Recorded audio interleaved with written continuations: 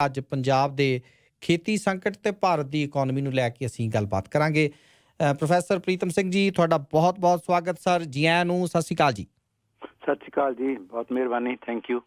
ਬਹੁਤ ਸ਼ੁਕਰੀਆ ਸਰ, ਸਾਨੂੰ ਸਮਾਂ ਦੇਣ ਲਈ ਤੁਹਾਡਾ ਬਹੁਤ-ਬਹੁਤ ਧੰਨਵਾਦ ਜੀ। ਮੈਨੂੰ ਵੀ ਬੜੀ ਖੁਸ਼ੀ ਹੈ ਤੁਹਾਡੇ ਨਾਲ ਗੱਲ ਕਰਕੇ ਜੀ। Sir thank you. ਤੇ ਡਾਕਟਰ ਸਾਹਿਬ, ਪਹਿਲਾਂ ਤਾਂ ਇਹ ਦੱਸੋ ਕਿ ਇਸ ਵੇਲੇ ਭਾਰਤ ਦਾ, ਪੰਜਾਬ ਦਾ ਕਿਸਾਨ ਸੜਕਾਂ ਤੇ ਬੈਠਾ ਹੈ, 19 ਦਿਨ ਹੋ ਗਏ ਨੇ, ਤੇ ਤੁਹਾਨੂੰ ਲੱਗਦਾ ਹੈ ਕਿ ਉਹਨਾਂ ਦੀਆਂ ਮੰਗਾਂ ਜਾਇਜ਼ ਨੇ? ਬਿਲਕੁਲ ਜਾਇਜ਼ ਨੇ, ਕਿਉਂਕਿ ਉਹ ਤਿੰਨੇ ਲਾਜ਼ ਨੇ ਜਿਹੜੇ ਮੈਂ ਬਹੁਤ ਬਰੀਕੀ ਨਾਲ ਪੜ੍ਹਿਆ, ਤੇ ਉਹਨਾਂ ਤੇ ਮੈਂ 3-4 ਆਰਟੀਕਲ ਵੀ ਲਿਖ ਚੁੱਕਾ ਹਾਂ। ਕਈ ਟੀਵੀ ਤੇ ਵੀ ਇੰਟਰਵਿਊਜ਼ ਕਰ ਦੇ ਚੁੱਕੇ ਹਾਂ। ਅੱਜ NDTV ਟੀਵੀ ਤੇ ਵੀ ਇੰਟਰਵਿਊ ਸੀ ਜੀ। ਤੇ ਉਹਨਾਂ ਤਿੰਨਾਂ ਦੇ ਵਿੱਚ ਬੜੇ ਸੀਰੀਅਸ ਫਲॉ ਨੇ, ਜਿਹੜੇ ਕੁਛ ਤਾਂ ਵੈਲ ਨੋਨ ਨੇ। ਫॉर एग्जांपल ਜਿਹੜੇ 3 ਲਾਜ਼ ਨੇ, ਇੱਕ ਲਾਅ ਹੈ ਜਿਹੜਾ ਉਹ ਟ੍ਰੇਡ ਨਾਲ ਡੀਲ ਕਰਦਾ ਹੈ, ਐਗਰੀਕਲਚਰ ਟ੍ਰੇਡ ਨਾਲ ਜੀ। ਦੂਜਾ ਜਿਹੜਾ ਉਹ ਕੰਟਰੈਕਟ ਫਾਰਮਿੰਗ ਨਾਲ ਡੀਲ ਕਰਦਾ ਹੈ, ਤੇ ਤੀਜਾ ਜਿਹੜਾ ਸਟੋਰੇਜ ਨਾਲ ਡੀਲ ਕਰਦਾ, ਜਿਹਨੂੰ ਐਸੈਂਸ਼ੀਅਲ ਕਮੋਡਿਟੀਜ਼ ਐਕਟ ਕਹਿੰਦੇ ਆ ਜੀ। ਤੇ ਜਿਹੜੇ ਇਹ ਤਿੰਨੇ ਜਿਹੜੇ ਲਾਜ਼ ਨੇ ਇੱਕ ਦੂਜੇ ਨਾਲ ਜੁੜੇ ਹੋਏ ਨੇ, ਔਰ ਇਹਨਾਂ ਲਾਜ਼ ਨੂੰ ਸਮਝਣ ਤੋਂ ਪਹਿਲਾਂ ਇਹ ਸਮਝਣਾ ਜ਼ਰੂਰੀ ਹੈ ਕਿ ਇਹ ਕਿਉਂ ਲਿਆਂਦੇ ਗਏ, ਔਰ ਖਾਸ ਤੌਰ ਤੇ ਹੁਣ ਕਿਉਂ ਲਿਆਂਦੇ ਗਏ। ਕਿਉਂਕਿ ਇਹਨਾਂ ਦੇ ਲਿਆਉਣ ਦੇ ਪਿੱਛੇ ਵੱਡਾ ਜਿਹੜਾ ਮੋਟਿਵ ਹੈ ਸਰਕਾਰ ਦਾ, ਉਹ ਹੈ ਕਿ ਜਿਹੜਾ ਬਿਗ ਐਗਰੋ ਬਿਜ਼ਨਸ ਹੈ, ਅਦਾਨੀ ਤੇ ਅੰਬਾਨੀ ਕੰਟਰੋਲ ਕਰਦੇ ਨੇ ਜ਼ਿਆਦਾ, ਪਰ ਦੂਜੇ ਵੀ ਨੇ, ਕੁਛ ਇੰਟਰਨੈਸ਼ਨਲ ਐਗਰੋ ਬਿਜ਼ਨਸ ਵੀ ਨੇ, ਪਰ ਮੇਨਲੀ ਅਦਾਨੀ ਔਰ ਅੰਬਾਨੀ, ਉਹਨਾਂ ਦੇ ਹਿੱਤ ਪੂਰੇ ਕਰਨ ਲਈ, ਤਾਂ ਕਿ ਉਹਨਾਂ ਨੇ ਬਾਕੀ ਜਿਹੜੀ ਹਿੰਦੁਸਤਾਨ ਦੀ ਇਕੋਨਮੀ ਦੇ ਵੱਡੇ ਖੇਤਰ ਨੇ ਉਹਨਾਂ ਤੇ ਕਬਜ਼ਾ ਕਰ ਲਿਆ। ਆਇਲ ਤੇ ਉਹਨਾਂ ਦਾ ਕਬਜ਼ਾ ਹੈ, ਪੈਟਰੋਕੈਮੀਕਲ ਤੇ ਉਹਨਾਂ ਦਾ ਕਬਜ਼ਾ ਹੈ, ਟੈਲੀਕਮਿਊਨੀਕੇਸ਼ਨ ਤੇ ਉਹਨਾਂ ਦਾ ਕਬਜ਼ਾ ਹੈ, ਖਾਸ ਤੌਰ ਤੇ ਮੋਬਾਈਲ ਫੋਨਸ ਤੇ ਉਹਨਾਂ ਦਾ, ਮੀਡੀਆ ਤੇ ਕਬਜ਼ਾ ਹੋ ਚੁੱਕਾ ਹੈ। ਐਗਰੀਕਲਚਰ ਦਾ ਸੈਕਟਰ ਤੋਂ ਉਹ ਬਾਹਰ ਸੀ, ਥੋੜਾ ਬਹੁਤ ਰਿਟੇਲ ਸਰਵਿਸਿਜ਼ ਹੈਗੀਆਂ ਅੰਬਾਨੀ ਦੀਆਂ, ਪਰ ਬਾਈ ਐਂਡ ਲਾਰਜ ਉਹ ਬਾਹਰ ਸੀ। ਉਹ ਸਾਰਾ ਜਿਹੜਾ ਪ੍ਰੋਡਕਸ਼ਨ ਐਗਰੀਕਲਚਰ ਦੀ, ਟ੍ਰੇਡ, ਟਰਾਂਸਪੋਰਟ, ਸਟੋਰੇਜ, ਉਹ ਸਾਰਾ ਕੁਛ ਉਹ ਆਪਣੇ ਕੰਟਰੋਲ 'ਚ ਰੱਖਣਾ ਚਾਹੁੰਦੇ ਸੀ। ਤੇ ਉਹਨਾਂ ਨੇ ਕੋਵਿਡ ਦੀ ਜਿਹੜੀ ਹੈ ਕ੍ਰਾਈਸਿਸ ਹੈ, ਕੋਵਿਡ ਦੀ ਐਮਰਜੈਂਸੀ ਹੈ, ਉਹਦਾ ਫਾਇਦਾ ਲਿਆ ਕਿ ਇਸ ਵਕਤ ਇੰਟਰੋਡਿਊਸ ਕਰ ਦਿਓ, ਤੇ ਲੋਕਾਂ ਨੂੰ ਤਾਂ ਮੌਕਾ ਮਿਲ ਹੀ ਨਹੀਂ ਰਿਹਾ ਇਸ ਵਕਤ ਇਕੱਠੇ ਹੋਣ ਦਾ, ਕੋਈ ਪ੍ਰੋਟੈਸਟ ਨਹੀਂ ਕਰ ਸਕੂਗਾ। ਉਹਨਾਂ ਨੂੰ ਇਹ ਪਤਾ ਸੀ ਇਸ ਗੱਲ ਦਾ ਕਿ ਪ੍ਰੋਟੈਸਟ ਤਾਂ ਹੋਊਗਾ, ਇਹ ਨਹੀਂ ਸੀ ਉਹਨਾਂ ਨੂੰ ਅੰਦਾਜ਼ਾ ਕਿ ਐਡਾ ਵੱਡਾ ਹੋਊਗਾ। ਉਹਨਾਂ ਨੂੰ ਸੀ ਕਿ ਥੋੜਾ ਬਹੁਤ ਹੋਊਗਾ, ਤੇ ਕਿਉਂਕਿ ਕੋਵਿਡ ਐਮਰਜੈਂਸੀ ਲੋਕ ਇਕੱਠੇ ਨਹੀਂ ਹੋ ਸਕਣਗੇ, ਇਸ ਕਰਕੇ ਇਹ, ਔਰ ਇਹ ਕੋਈ ਨਵੀਂ ਗੱਲ ਵੀ ਨਹੀਂ। ਤੁਹਾਡੇ ਮੁਲਕ ਦੇ ਵਿੱਚ ਇੱਕ ਬੜੀ ਵਧੀਆ ਸਕਾਲਰ ਔਰ ਜਰਨਲਿਸਟ ਰਹਿੰਦੀ, ਨੋਮੀ ਕਲੇਨ, ਉਹਦੀਆਂ ਲਿਖਤਾਂ ਪੜ੍ਹਨ ਵਾਲੀਆਂ ਨੇ, ਤੇ ਨੋਮੀ ਕਲੇਨ ਨੇ ਕਿਤਾਬ ਸ਼ੌਕ ਥੈਰੇਪੀ ਲਿਖੀ ਹੈ, ਜਿਹਦੇ 'ਚ ਉਹ ਇਹ ਗੱਲ ਆਰਗੂ ਕਰਦੀ ਹੈ ਕਿ ਸਰਕਾਰਾਂ ਆਮ ਤੌਰ ਤੇ ਕਰਦੀਆਂ ਨੇ ਕਿ ਕ੍ਰਾਈਸਿਸ ਦਾ ਪੀਰੀਅਡ ਹੁੰਦਾ ਹੈ, ਜਦੋਂ ਸੁਸਾਇਟੀ ਇੱਕ ਲੰਬੇ ਕ੍ਰਾਈਸਿਸ ਜਾ ਰਹੀ ਹੁੰਦੀ ਹੈ, ਇੱਕ ਸਰਕਾਰ ਟੁੱਟਦੀ ਹੈ, ਦੂਜੀ ਨਵੀਂ ਆਉਂਦੀ ਹੈ, ਜਾਂ ਕੋਈ ਕੁਦਰਤੀ ਆਫਤ ਆ ਗਈ, ਉਦੋਂ ਇੱਕ ਨਵਾਂ ਕਾਨੂੰਨ ਹੈ ਜਿਹੜਾ ਉਹ ਵਿੱਚ ਦੀ ਕੱਢ ਦਿੰਦੇ ਆ, ਤਾਂ ਕਿ ਉਹ ਲੋਕਾਂ ਦੇ ਨਿਗਾਹ 'ਚ ਨਾ ਆਏ। ਬਾਅਦ ਦੇ ਵਿੱਚ ਕਾਨੂੰਨ ਬਣ ਚੁੱਕਾ ਹੁੰਦਾ, ਉਹਨੂੰ ਮੋੜਨਾ ਬੜਾ ਮੁਸ਼ਕਿਲ ਹੁੰਦਾ। ਸੋ ਪਰਪਜ਼ ਉਹਨਾਂ ਦਾ ਇਹ ਸੀ ਕਿ ਐਗਰੋ ਬਿਜ਼ਨਸ ਨੂੰ ਮਦਦ ਕਰਨ ਲਈ ਇਹਦਾ ਕੀਤਾ ਜਾ ਸਕੇ। ਹੁਣ ਗੱਲ ਇਹ ਹੈ ਕਿ ਕਿਸਾਨ ਹੈ ਜਿਹੜੇ, ਉਹਨਾਂ ਨੂੰ ਇੱਕ ਗੱਲ ਸਮਝ ਆ ਗਈ ਕਿ ਜੇ ਸਾਡੀ MSP ਖਤਮ ਹੋ ਗਈ ਤੇ APMC ਜਿਹੜੀਆਂ ਮਾਰਕੀਟਸ ਨੇ, ਮੰਡੀਆਂ ਨੇ, ਉਹ ਖਤਮ ਹੋ ਗਈਆਂ, ਤਾਂ ਸਾਨੂੰ ਜਿਹੜੀ ਅਸ਼ੋਰਡ ਹੈਗੀ ਹੈ ਕਿ ਜਿੰਨੇ ਅਸੀਂ ਪੈਦਾਵਾਰ ਕਰਦੇ ਹਾਂ, ਉਹ ਖਾਸ ਤੌਰ ਤੇ ਵੀਟ ਤੇ ਰਾਈਸ ਦੀ, ਉਹ ਵੇਚੀ ਜਾਂਦੀ ਹੈ, ਔਰ ਇੱਕ ਜਿਹੜੀ ਪ੍ਰਾਈਸ ਹੈ ਪਹਿਲਾਂ ਦਿੱਤੀ ਹੋਈ ਹੈ ਉਹਦੇ ਤੇ ਵੇਚੀ ਜਾਂਦੀ ਹੈ, ਉਹ ਖਤਮ ਹੋ ਜੂਗੀ। ਔਰ ਪਹਿਲਾਂ ਤਾਂ ਉਹਨਾਂ ਨੇ ਇੱਥੇ ਇਸ ਗੱਲ ਤੋਂ ਸ਼ੁਰੂ ਕੀਤਾ ਕਿ MSP ਤੁਸੀਂ ਵਾਪਸ ਲਿਆਓ, ਔਰ APMC ਮਾਰਕੀਟ ਹੈਗੀਆਂ ਉਹ ਵੀ ਲਿਆਓ, ਔਰ ਇੱਕ ਤਾਂ ਕਿਸਾਨਾਂ ਨੂੰ ਡਰ ਪੈ ਗਿਆ, ਦੂਜਾ ਜਿਹੜੀਆਂ ਸਟੇਟ ਗਵਰਨਮੈਂਟ ਸੀ ਉਹਨਾਂ ਨੂੰ ਵੀ ਇਸ ਗੱਲ ਦਾ ਪਤਾ ਲੱਗ ਗਿਆ ਕਿ ਜਿਹੜੀਆਂ APC ਮੰਡੀਆਂ ਜੇ ਖਤਮ ਹੋ ਗਈਆਂ, ਤਾਂ APC ਮੰਡੀਆਂ ਤੋਂ ਫੀਸ ਮਿਲਦੀ ਹੈ ਸਰਕਾਰਾਂ ਨੂੰ, ਐਕਸੈਸ ਹੁੰਦਾ ਜਿਹੜਾ ਕਿ ਉੱਥੋਂ ਦੀ ਸਟੇਟ ਗਵਰਨਮੈਂਟ ਦੇ ਰੈਵਨਿਊ 'ਚ ਆਉਂਦਾ, ਜਾਂ ਮਾਰਕੀਟਿੰਗ ਬੋਰਡ ਹੁੰਦਾ ਜਿਹੜਾ ਉਹਦੇ ਕੋਲ ਜਾਂਦਾ ਹੈ, ਤੇ ਜਾਂ ਸਰਕਾਰ ਕੋਲੇ ਜਾਂਦਾ ਹੈ। ਤੇ ਉਹ ਮਾਰਕੀਟਿੰਗ ਬੋਰਡ ਦੇ ਕੋਲ ਜਿਹੜੇ ਫੰਡ ਨੇ, ਉਹਨਾਂ ਤੋਂ ਉਹ ਰੂਰਲ ਇਨਫਰਾਸਟਰਕਚਰ ਡਿਵੈਲਪਮੈਂਟ ਵਾਸਤੇ ਬੜਾ ਕੰਮ ਕਰਦੇ। ਜਿਵੇਂ ਪੰਜਾਬ ਦੇ ਵਿੱਚ ਜਿਹੜੀਆਂ ਸੜਕਾਂ ਬਣੀਆਂ, ਉਹ ਸਾਰੀਆਂ ਉਸ ਫੰਡ 'ਚੋਂ ਬਣੀਆਂ। ਤੇ ਜਿਹੜੀਆਂ ਸਟੇਟ ਗਵਰਨਮੈਂਟ ਸੀ ਉਹਨਾਂ ਨੂੰ ਪਤਾ ਲੱਗ ਗਿਆ ਕਿ ਸਾਡੇ ਹੱਕਾਂ ਤੇ ਹਮਲਾ ਹੈ ਸਿੱਧਾ, ਔਰ ਦੂਜਾ ਇਹ ਹੈ ਕਿਉਂਕਿ GST ਹੈ ਜਿਹੜੀ ਉਹ ਸੇਲਸ ਟੈਕਸ ਜਿਹੜਾ ਜਿਹਨੂੰ ਕਹਿੰਦੇ ਆ ਉਹ ਪਹਿਲਾਂ ਸਰਕਾਰ ਲੈ ਚੁੱਕੀ ਹੈ। ਪਹਿਲਾਂ ਸਟੇਟ ਗਵਰਨਮੈਂਟ ਕੋਲੇ ਜਿਹੜਾ ਵੱਡਾ ਰੈਵਨਿਊ ਦਾ ਸੋਰਸ ਹੈ ਉਹ ਸੇਲਸ ਟੈਕਸ ਹੁੰਦਾ ਸੀ ਸਟੇਟ ਗਵਰਨਮੈਂਟ ਕੋਲੇ।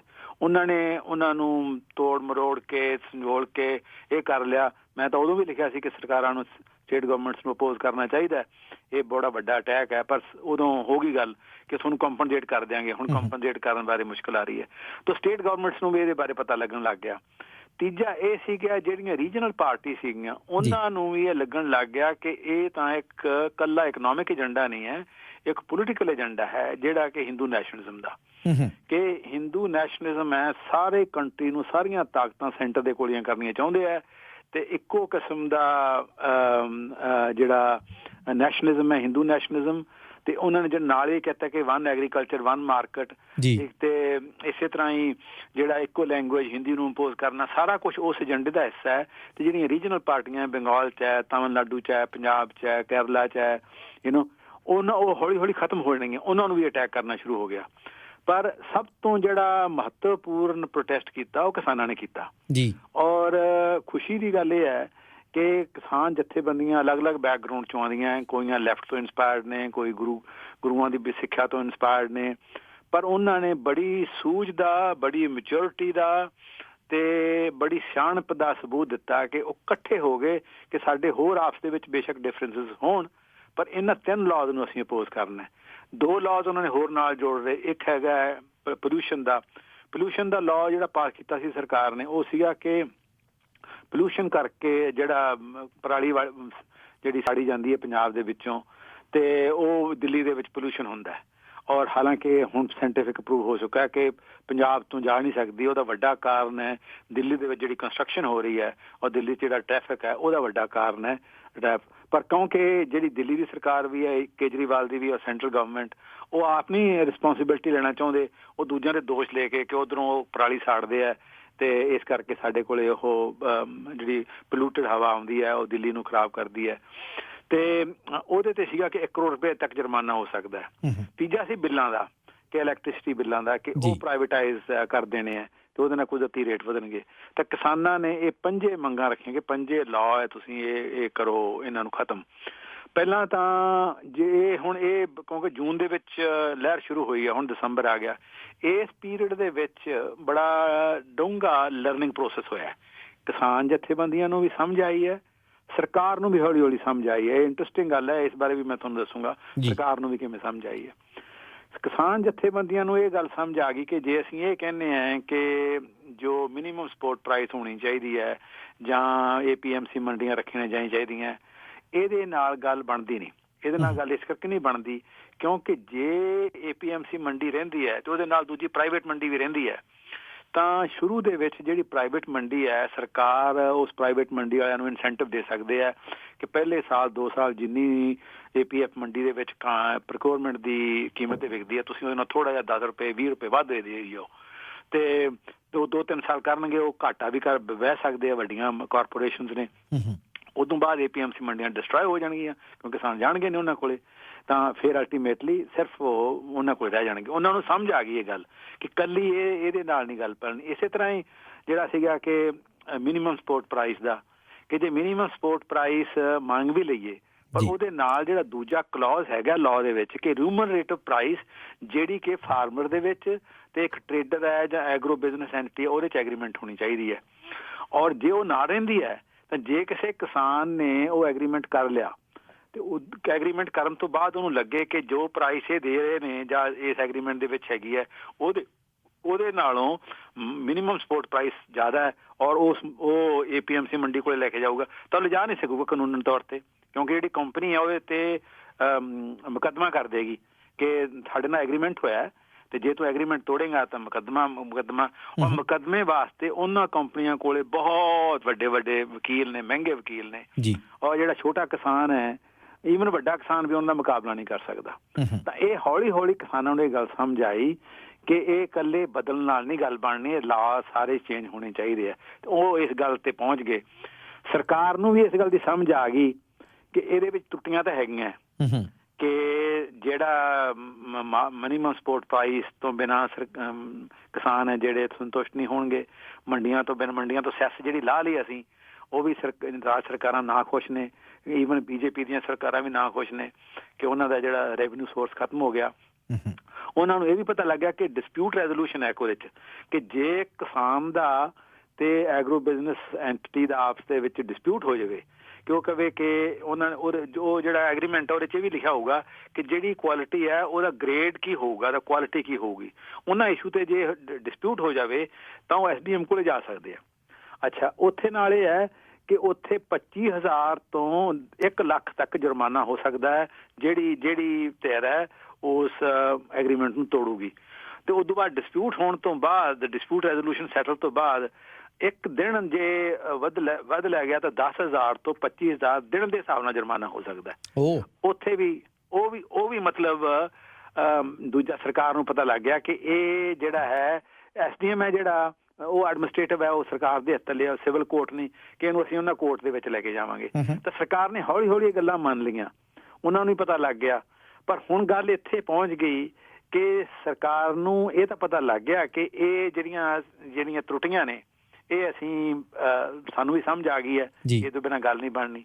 ਪਰ ਉਹਨਾਂ ਨੇ ਇਹ ਨਹੀਂ ਗੱਲ ਮਨਜ਼ੂਰ ਕੀਤੀ ਕਿ ਜੇ ਤਰੁੱਟੀਆਂ ਪੂਰੀਆਂ ਕਰ ਦਿਓਗੇ ਤਾਂ ਜਿਹੜੇ ਤਿੰਨੇ ਲਾਜ਼ ਨੇ ਆਪਸ 'ਚ ਇੱਕ ਦੂਜੇ ਨਾਲ ਜੁੜੇ ਹੋਏ ਨੇ, ਉਹਨਾਂ ਦੀਆਂ ਇਹਨੇ ਖਾਮੀਆਂ ਪੂਰੀਆਂ ਨਹੀਂ ਹੁੰਦੀਆਂ। ਕਿਉਂਕਿ ਜਿਵੇਂ ਕੋਈ ਤਾਣਾ ਬਾਣਾ ਬਣਿਆ ਹੁੰਦਾ ਹੈ, ਉਹਦੇ ਵਿੱਚੋਂ ਇਹ ਨਹੀਂ ਹੈ ਕਿ ਇੱਕ ਧਾਗਾ ਕੱਢ ਦਿਓਗੇ ਤਾਂ ਉਂਝ ਰਹਿ ਜਾਊਗਾ, ਉਹ ਸਾਰੇ ਦਾ ਸਾਰਾ ਚੇਂਜ ਕਰਨਾ ਪਊਗਾ। ਉਹ ਹੁਣ ਗੱਲ ਕਿਸਾਨਾਂ ਨੂੰ ਸਮਝ ਆ ਗਈ ਹੈ। ਇਸ ਕਰਕੇ ਕਿਸਾਨ ਇਸ ਗੱਲ ਤੇ ਬਿਲਕੁਲ ਜੁਟੇ ਹੋਏ ਨੇ ਔਰ ਉਹਨਾਂ 'ਚ ਯੂਨੈਨਿਮਿਟੀ ਹੈ ਕਿ ਤਿੰਨੇ ਲਾਅ ਵਾਪਸ ਹੋਣੇ ਚਾਹੀਦੇ ਨੇ। ਔਰ ਉਹਦੇ ਵਾਪਸ ਕਰਨ ਦਾ ਤਰੀਕਾ ਵੀ ਹੈਗਾ। ਵਾਪਸ ਕਰਨ ਦਾ ਇੱਕ ਤਰੀਕਾ ਇਹ ਹੈ ਕਿ ਸਰਕਾਰ ਆਰਡੀਨੈਂਸ ਇਸ਼ੂ ਕਰ ਸਕਦੀ ਹੈ ਕਿ ਜੋ ਤਿੰਨੇ ਅਸੀਂ ਲਾਅ ਪਹਿਲਾਂ ਪਾਸ ਕੀਤੇ ਹੈ ਉਹ ਅਸੀਂ ਵਾਪਸ ਲੈਣੇ ਆ ਤੇ ਬਾਅਦ ਦੇ ਵਿੱਚ ਪਾਰਲੀਮੈਂਟ ਦਾ ਸੈਸ਼ਨ ਬੁਲਾਵਾਂਗੇ ਤੇ ਉਸ ਤੋਂ ਬਾਅਦ ਅਪਰੂਵ ਕਰਾ ਲਾਂਗੇ ਜੀ। ਜਾਂ ਉਹ ਕਹਿ ਸਕਦੀ ਹੈ ਕਿ ਪਾਰਲੀਮੈਂਟ ਹੁਣੇ ਬੁਲਾ ਰਹੇ ਨਹੀਂ ਹੈ। ਤੀਜਾ ਤਰੀਕਾ ਉਹ ਇਹ ਹੈ ਕਿ ਜਿਹੜਾ ਕਿ ਮੈਨੂੰ ਲੱਗਦਾ ਹੈ ਕਿ ਅਲਟੀਮੇਟਲੀ ਇਸ ਗੱਲ ਤੇ ਐਗਰੀ ਕਰਨਾ ਪਊਗਾ ਕਿ ਸਰਕਾਰ ਕਿਸਾਨਾਂ ਨੂੰ ਕਵੇ ਵੀ ਠੀਕ ਆ ਅਸੀਂ ਲਾਅ ਵਾਪਸ ਲੈਣੇ ਆ, ਪਰ ਅਸੀਂ ਨਵੇਂ ਲਾਅ ਲਿਆਵਾਂਗੇ। ਜਿਹੜਾ ਨਵੇਂ ਲਾਅ ਲਿਆਵਾਂਗੇ ਉਹਦਾ ਲਾਅ ਜਿਹੜਾ ਵੀ ਨਵਾਂ ਲਿਆਂਦਾ ਜਾਂਦਾ ਲਾਅ, ਉਹਦਾ ਤਰੀਕਾ ਇਹ ਹੁੰਦਾ ਕਿ ਪਹਿਲਾਂ ਇੱਕ ਡਰਾਫਟ ਸਰਕੂਲੇਟ ਹੁੰਦਾ ਹੈ ਪਬਲਿਕ ਦੇ ਵਿੱਚ, ਕਿ ਪਬਲਿਕ ਦੇ ਵਿੱਚ ਜਿਹੜਾ ਵੀ ਬੰਦਾ ਅਫੈਕਟ ਹੋ ਸਕਦਾ ਉਹ ਇਹ ਤੇ ਕਮੈਂਟ ਕਰ ਸਕਦਾ ਹੈ। ਉਦੋਂ ਬਾਅਦ ਉਹ ਡਿਸਕਸ਼ਨ ਹੁੰਦੀ ਹੈ ਪਾਰਲੀਮੈਂਟ ਦੇ ਵਿੱਚ। ਪਰ ਪਾਰਲੀਮੈਂਟ ਦੇ ਵਿੱਚ ਵੀ ਡਿਸਕਸ਼ਨ ਹੋਣ ਤੋਂ ਪਹਿਲਾਂ ਪਾਰਲੀਮੈਂਟ ਦੀ ਇੱਕ ਸਿਲੈਕਟ ਕਮੇਟੀ ਹੁੰਦੀਆਂ ਅਲੱਗ-ਅਲੱਗ ਮਸਲਿਆਂ ਤੇ। ਇਸ ਤਰ੍ਹਾਂ ਐਗਰੀਕਲਚਰ ਤੇ ਵੀ ਸਿਲੈਕਟ ਕਮੇਟੀ ਹੈ।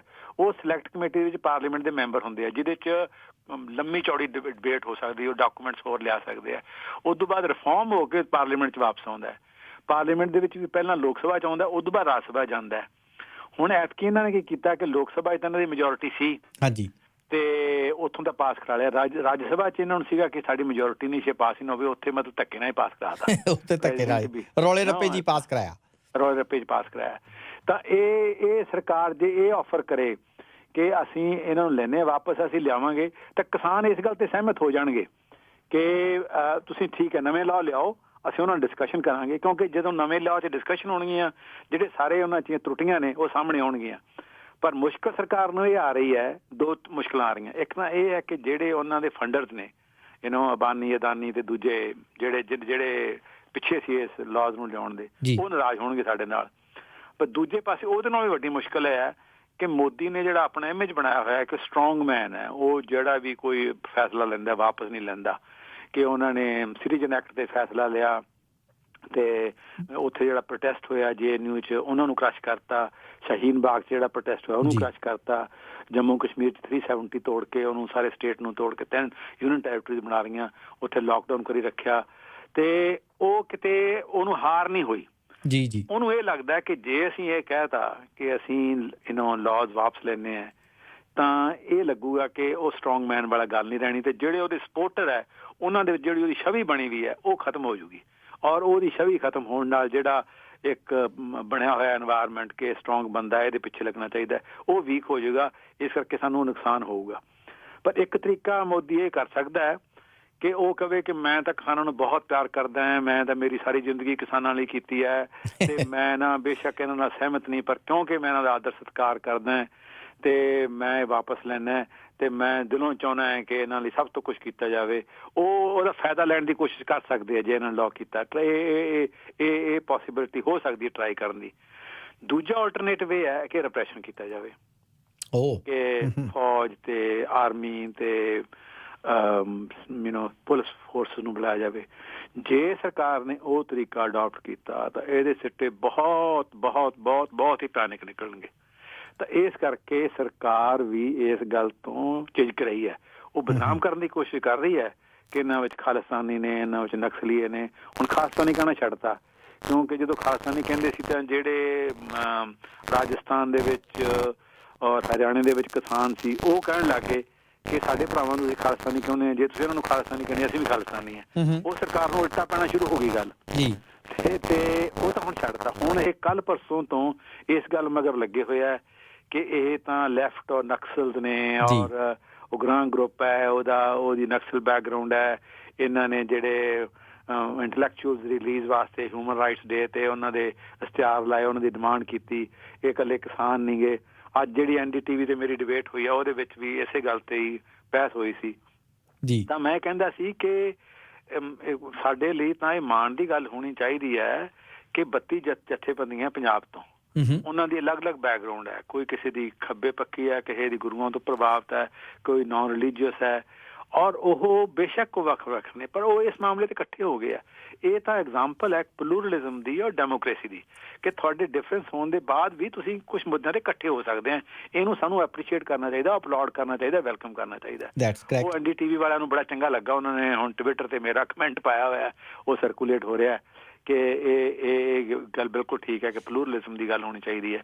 ਤਾਂ ਇਸ ਕਰਕੇ ਹੁਣ ਸਿਚੁਏਸ਼ਨ ਇਸ ਜਗ੍ਹਾ ਤੇ ਪਹੁੰਚੀ ਹੋਈ ਹੈ ਕਿ ਸਰਕਾਰ ਨੂੰ ਇਸ ਗੱਲ ਦਾ ਪਤਾ ਲੱਗ ਗਿਆ ਕਿ ਅਸੀਂ ਮਤਲਬ ਕ੍ਰਸ਼ ਕਰਨਾ ਸਾਡੇ ਲਈ ਮੁਸ਼ਕਿਲ ਹੈ। ਇਹ ਰੂਲ ਆਊਟ ਨਹੀਂ ਕਰ ਸਕਦੇ, ਇਹ ਪੋਸੀਬਿਲਿਟੀ ਹੈਗੀ ਹੈ ਸਰਕਾਰ ਕਰੇ ਕਿ ਆਫਟਰ ਆਲ ਤਿਆਨਨਮਨ ਸਕੁਏਅਰ ਦੇ ਵਿੱਚ ਚੀਨ ਨੇ ਕੀਤਾ ਸੀ, ਪਰ ਚੀਨ ਦੇ ਵਿੱਚ ਆਟੋਕ੍ਰੈਟਿਕ ਗਵਰਨਮੈਂਟ ਹੈ, ਇਸ ਕਰਕੇ ਉਹਨਾਂ ਨੂੰ ਓਨੀ ਮੁਸ਼ਕਿਲ ਨਹੀਂ ਜਿੰਨੀ ਇੱਥੇ ਆਊਗੀ। ਤੀਜੀ ਗੱਲ ਇਹ ਹੈ ਕਿ ਕਿਸਾਨ ਹੈ ਜਿਹੜੇ ਉਹ ਹਾਲੇ ਵੀ ਮੈਜੋਰਿਟੀ ਆਫ ਦਾ ਪਾਪੂਲੇਸ਼ਨ ਨੇ ਔਰ ਦੂਜੇ ਹਿੱਸੇ ਵੀ ਨੇ ਜਿਹੜੇ ਸ਼ਹਿਰਾਂ ਦੇ ਵਿੱਚ ਵੀ ਉਹ ਵੀ ਕਿਸਾਨੀ ਨਾਲ ਜੁੜੇ ਹੋਏ ਆ। ਕੋਈ ਬੰਦਾ ਵਕੀਲ ਹੈ, ਕੋਈ ਬੰਦਾ ਜੱਜ ਹੈ, ਕੋਈ ਮਿਲਟਰੀ ਅਫਸਰ ਹੈ, ਕੋਈ ਪ੍ਰੋਫੈਸਰ ਹੈ, ਕੋਈ ਕੰਪਿਊਟਰ ਇੰਜੀਨੀਅਰ ਹੈ, ਕੋਈ ਸਾਇੰਟਿਸਟ ਹੈ। ਕਿਸੇ ਦਾ ਪਿਓ ਕਿਸਾਨ ਹੈ, ਕਿਸੇ ਦਾ ਦਾਦਾ ਕਿਸਾਨ ਸੀ, ਕਿਸੇ ਦਾ ਨਾਨਾ ਕਿਸਾਨ ਸੀ। ਉਹਨਾਂ ਦੀਆਂ ਜਿਹੜੀਆਂ ਪਿਛਲਾ ਉਹਨਾਂ ਨਾਲ ਜੁੜੀਆਂ ਹੋਈਆਂ ਹੈ ਔਰ ਉਹਨਾਂ ਦੀ ਹਮਦਰਦੀ ਉਹਨਾਂ ਨਾਲ ਹੈ। ਤਾਂ ਇਸ ਕਰਕੇ ਉਹਨਾਂ ਨੂੰ ਪਤਾ ਹੈ ਕਿ ਇਹਨਾਂ ਨੂੰ ਕ੍ਰਸ਼ ਕਰਾਂਗੇ ਤਾਂ ਸਾਡੇ ਵੱਡੇ ਦੇਸ਼ ਦੇ ਲੈਵਲ ਤੇ ਇੱਕ ਲਹਿਰ ਖੜੀ ਹੋ ਸਕਦੀ ਹੈ। ਹੁਣ ਤਾਂ ਅਸੀਂ ਬੇਸ਼ੱਕ ਕਾਮਯਾਬ ਰਹਿ ਜਾਈਏ ਪਰ ਅਗਲੇ ਇਲੈਕਸ਼ਨਾਂ 'ਚ ਸਾਨੂੰ ਹਰਾ ਦੇਣਗੇ। ਤਾਂ ਇਸ ਕਰਕੇ ਸਰਕਾਰ ਵੀ ਸ਼ਸ਼ੋਪੰਜ ਦੇ ਵਿੱਚ ਹੈ।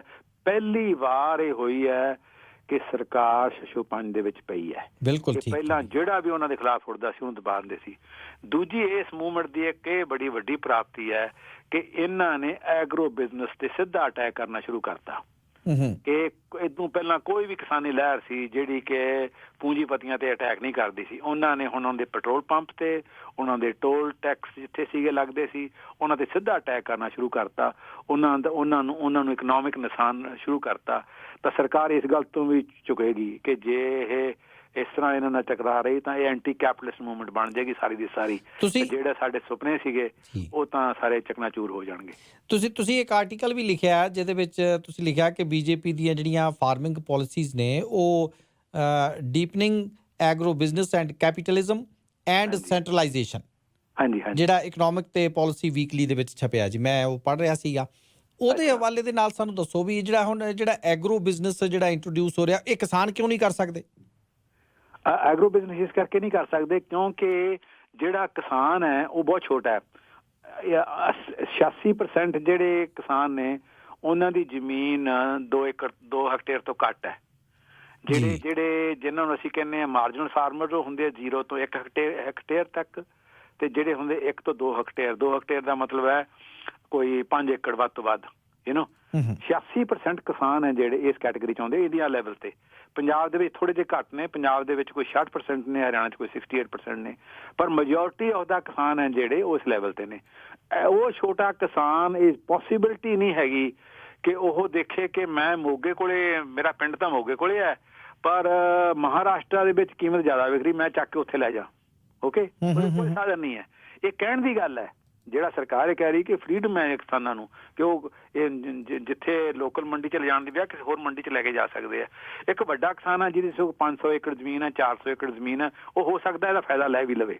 ਪਰ ਜਿਹੜਾ ਛੋਟਾ ਕਿਸਾਨ ਹੈ, ਅੱਛਾ ਜਿਹੜੇ ਮੈਂ 86% ਦੀ ਗੱਲ ਕੀਤੀ ਹੈ ਜਿਹੜੇ 5 ਏਕੜ ਤੋਂ ਨੇ, ਉਸ ਤੋਂ ਵੀ ਜਿਹੜੇ ਕੈਟੇਗਰੀ ਦੇ ਵੱਧ ਨੇ ਜਿਨ੍ਹਾਂ ਦੀ 10 ਏਕੜ ਵੀ ਹੈ, 15 ਏਕੜ ਵੀ, ਉਹਨਾਂ ਦੇ ਵਿੱਚ ਵੀ ਤਾਕਤ ਨਹੀਂ ਹੈਗੀ ਇਹ ਕੰਮ ਕਰਨ ਦੀ।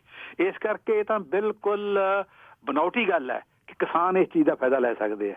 ਕਿਸਾਨ ਤਾਂ ਹੀ ਫਾਇਦਾ ਲੈ ਸਕਦਾ ਉਹਦੇ ਕੋਲ ਸਾਧਨ ਹੋਣ ਇਸ ਗੱਲ ਦੇ। ਔਰ ਦੂਜਾ ਜਿਹੜੀ ਮੈਂ ਤੁਹਾਨੂੰ ਇਹ ਗੱਲ ਕੀਤੀ ਹੈ ਲੀਗਲ ਡਿਸਪਿਊਟ ਵਾਲੀ, ਇਹ ਉਹਦੇ ਵਿੱਚ ਇਹ ਹੈ ਲਾਜ਼ ਦੇ ਵਿੱਚ ਕਿ ਕਿਸੇ ਵੀ ਮੌਕੇ ਤੇ ਕੋਈ ਵੀ ਪਾਰਟੀ ਉਸ ਐਗਰੀਮੈਂਟ ਨੂੰ ਤੋੜ ਸਕਦੀ ਹੈ।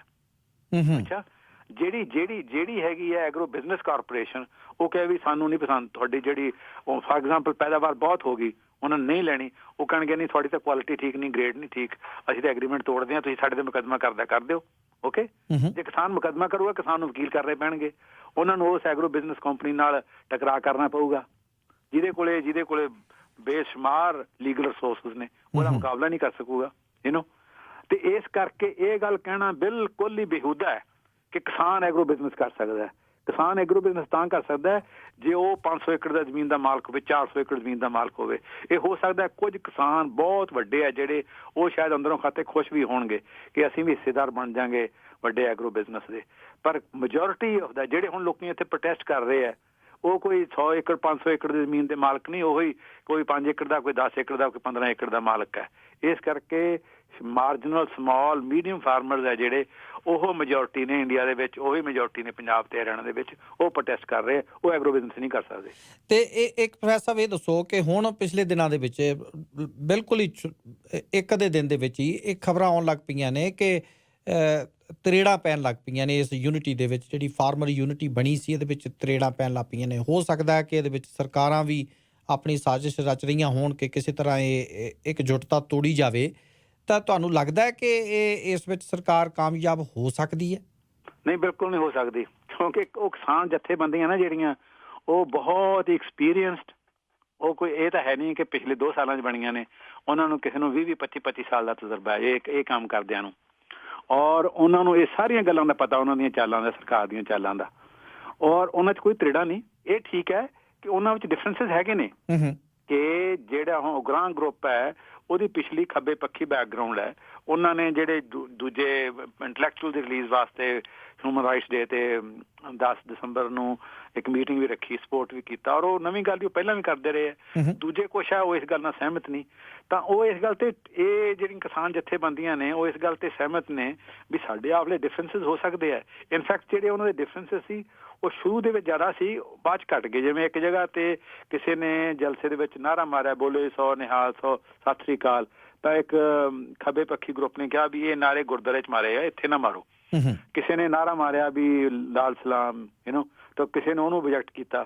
ਫਿਰ ਉਹਨਾਂ ਨੇ ਕਿਹਾ ਵੀ ਨਹੀਂ, ਇੱਥੇ ਜਿਹੜੇ ਲੋਕੀ ਆਏ ਨੇ ਕੋਈ ਕਿਸੇ ਤੋਂ ਪ੍ਰਭਾਵਿਤ ਹੈ, ਕੋਈ ਕਿਸੇ ਤੋਂ ਪ੍ਰਭਾਵਿਤ ਹੈ, ਕੋਈ ਬਾਬੇ ਨਾਨਕ ਤੋਂ ਪ੍ਰਭਾਵਿਤ ਹੈ, ਕੋਈ ਭਗਤ ਸਿੰਘ ਤੋਂ ਪ੍ਰਭਾਵਿਤ ਹੈ, ਕੋਈ ਮੌਜੇ ਤੁੰਗ ਤੋਂ ਪ੍ਰਭਾਵਿਤ ਹੈ, ਕੋਈ ਲੈਣਨ ਤੋਂ ਪ੍ਰਭਾਵਿਤ ਹੈ, ਕੋਈ ਜਿਹੜਾ ਲੋਕਲ ਕਾਂਸ਼ੀ ਰਾਮ ਤੋਂ ਪ੍ਰਭਾਵਿਤ ਹੈ।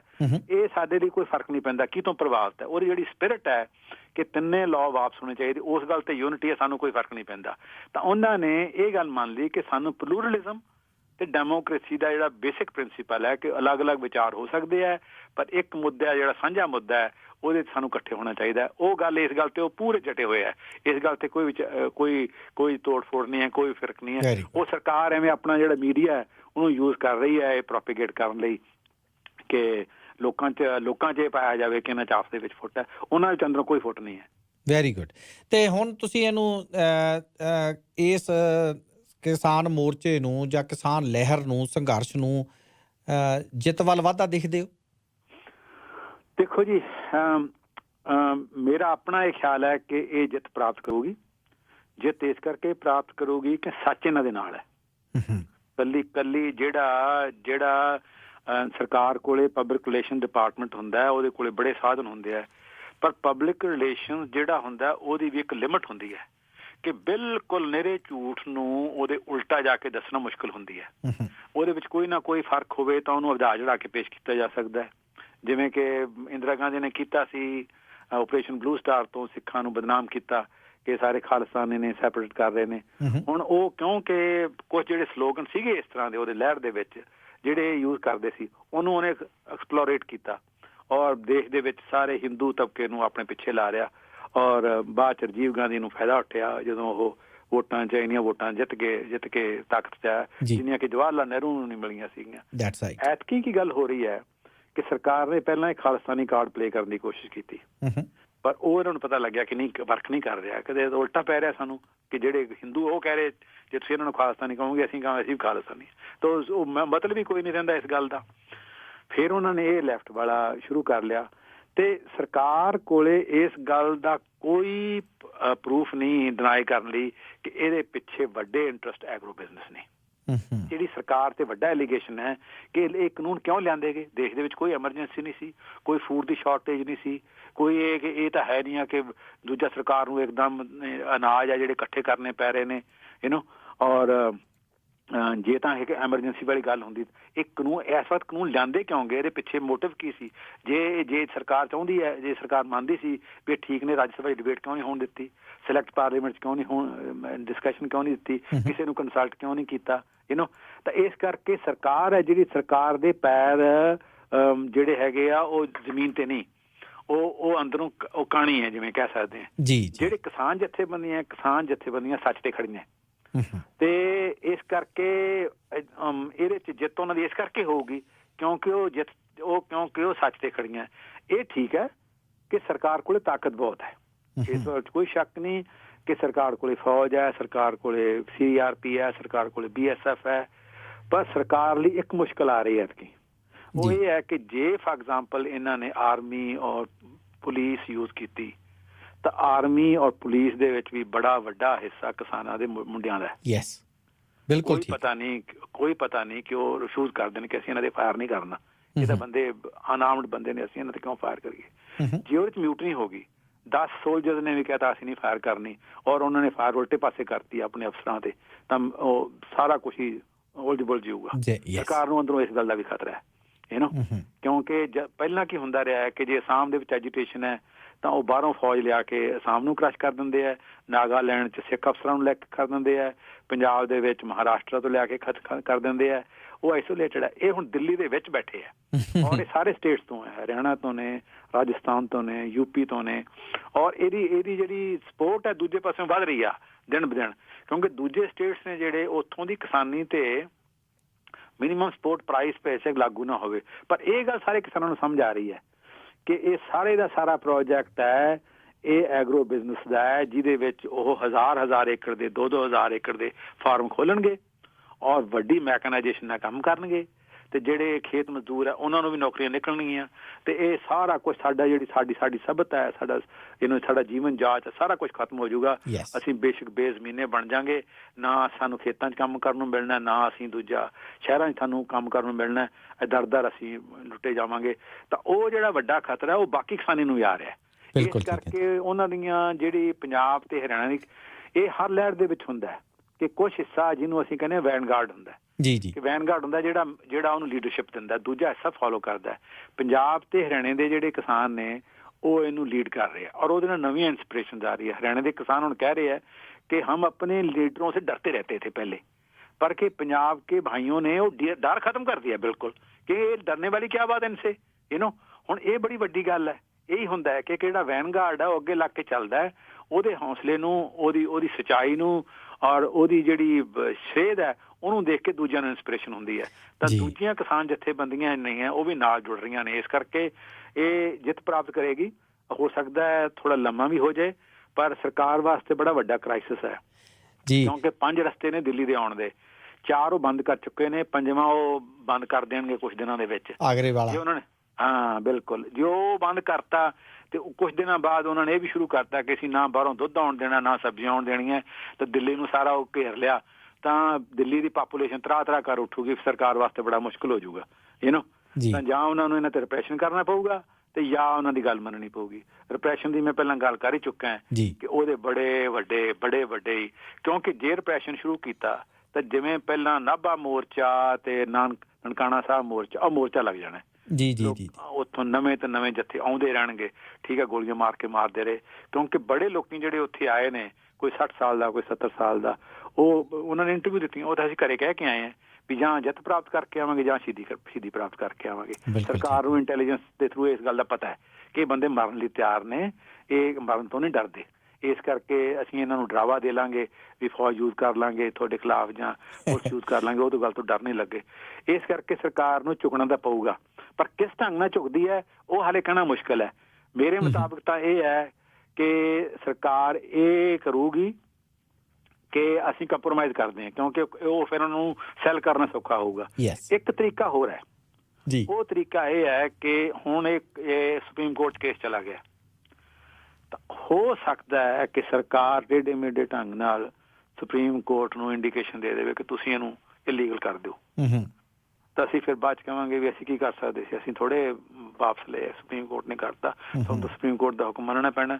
ਔਰ ਉਹ ਸਰਕਾਰ ਲਈ ਬੜਾ ਔਖਾ ਹੈ, ਕਿਉਂਕਿ ਸਰਕਾਰ ਦਾ ਜਿਹੜਾ ਕੇਸ ਹੈ ਉਹ ਐਡਵੋਕੇਟ ਸੋਲਿਸਿਟਰ ਜਨਰਲ ਹੁੰਦਾ, ਉਹ ਪ੍ਰੈਜ਼ੈਂਟ ਕਰਦਾ, ਉਹ ਸਰਕਾਰੀ ਵਕੀਲ ਹੁੰਦਾ, ਤੇ ਉਹ ਸਰਕਾਰ ਹੁਣ ਕਹਿ ਸਕਦੀ ਹੈ ਵੀ ਤੂੰ ਇਸ ਤਰ੍ਹਾਂ ਇੰਡੀਕੇਸ਼ਨ ਦੇ ਜੱਜਾਂ ਨੂੰ ਵੀ ਇਹਨੂੰ, ਜਿਹਦੇ ਚ ਜੱਜਾਂ ਨੂੰ ਇਹ ਪਤਾ ਲੱਗ ਜਾਏ ਕਿ ਅਸੀਂ ਬਹੁਤਾ ਡਿਫੈਂਡ ਨਹੀਂ ਕਰਨਾ ਚਾਹੁੰਦੇ, ਉਹਨਾਂ ਨੂੰ ਇਸ਼ਾਰਾ ਕਰਨ ਦੀ ਲੋੜ ਹੀ ਹੈ, ਤੇ ਉਹ ਇਹਨੂੰ ਸਟ੍ਰਾਈਕ ਕਰ ਸਕਦੇ, ਕਿਉਂਕਿ ਇਹਦੇ ਚ ਟੈਕਨੀਕਲ ਫਲਾਜ਼ ਹੈਗੇ ਨੇ, ਕਿਉਂਕਿ ਜਿਹੜਾ ਐਗਰੀਕਲਚਰ ਦਾ ਸਬਜੈਕਟ ਹੈ ਉਹ ਸਟੇਟ ਦਾ ਸਬਜੈਕਟ ਹੈ ਜੀ ਜੀ ਜੀ, ਕੌਂਸਟੀਟਿਊਸ਼ਨ ਦੇ ਮੁਤਾਬਕ ਉਹਦੇ ਤੇ ਅਟੈਕ ਹੋਇਆ ਬੜੇ ਵੱਡੇ ਮੁੱਦਿਆਂ ਤੇ, ਉਹ ਜਿਹੜਾ ਤੁਸੀਂ ਮੇਰਾ ਆਰਟੀਕਲ ਪੜ੍ਹਿਆ ਉਹਦੇ ਤੇ ਮੈंने ਕੋਟ ਕੀਤਾ ਹੋਇਆ, ਬਿਲਕੁਲ ਜੀ, ਹਾਂਜੀ, ਹੈ ਨਾ, ਤੇ ਜਿਹੜੀ ਸੁਪਰੀਮ ਕੋਰਟ ਕਰ ਸਕਦੀ ਹੈ ਕਿ ਅਨਕੌਂਸਟੀਟਿਊਸ਼ਨਲ ਹੈ, ਤਾਂ ਗੱਲ ਖਤਮ ਹੋ ਗਈ। ਫਿਰ ਜੇ ਸਰਕਾਰ ਨੇ ਨਵਾਂ ਕਾਨੂੰਨ ਲਿਆਉਣਾ ਹੋਊਗਾ ਉਹ ਵੱਖਰੀ ਗੱਲ ਹੈ। ਤਾਂ ਸਰਕਾਰ ਵਾਸਤੇ ਇੱਕ ਰਸਤਾ ਇਹ ਹੈ, ਜੇ ਉਹਨਾਂ ਨੇ ਇਹ ਨਹੀਂ ਕਰਨਾ ਤਾਂ ਉਹ ਇਹ ਕਰ ਸਕਦੇ ਆ ਕਿ ਠੀਕ ਹੈ ਅਸੀਂ ਨਾ ਵਾਪਸ ਲੈਂਦੇ ਹਾਂ ਤੇ ਨਾ ਹੀ ਦੂਜਾ ਇਹਨਾਂ ਤੇ ਜ਼ੁਲਮ ਕਰਦੇ ਹਾਂ, ਤੇ ਅਸੀਂ ਇਹ ਕਹਿੰਦੇ ਹਾਂ ਕਿ ਕੰਪਰੋਮਾਈਜ਼ ਕਰਦੇ ਹਾਂ, ਇਹ ਵਰਡ ਕੰਪਰੋਮਾਈਜ਼ ਯੂਜ਼ ਕਰਨਗੇ, ਕੰਪਰੋਮਾਈਜ਼ ਕਰਦੇ ਹਾਂ ਕਿ ਹੁਣ ਦੀ ਘੜੀ ਅਸੀਂ ਵਾਪਸ ਲੈਂਦੇ ਹਾਂ